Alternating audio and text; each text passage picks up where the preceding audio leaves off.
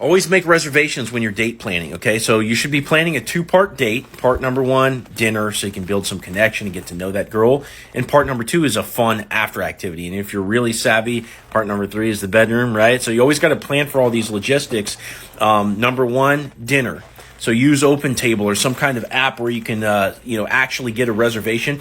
The last thing you want to do is be like sitting in the wait room the whole time for like 30 minutes or an hour on a Friday night, like when you should be having fun, eating appetizers and getting to know this girl. You're like stuck in between some other people on the bench just waiting to get into the restaurant. You don't want to do that. Make reservations, right?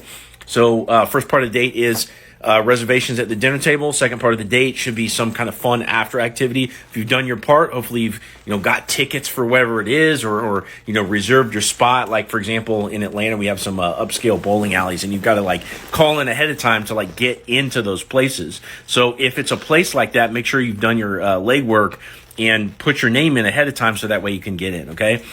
Now, part number 3 for the date, obviously, is the bedroom, okay? And you need to be able to plan for that kind of a thing.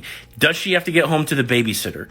Does she have roommates, or does she live with her parents? These are all going to be things that prevent, going back to somebody's place. Make sure that you have transportation. Make sure that, if you need to Uber somewhere or whatever, that you got funds to do that. If you need to book a hotel, like always be thinking about, what if this date goes well? Where are we going to go back to at the end of the night? The guy needs to have that answer. He needs to have that answer in his back pocket, okay? But step number 1 is just making reservations. At least do that.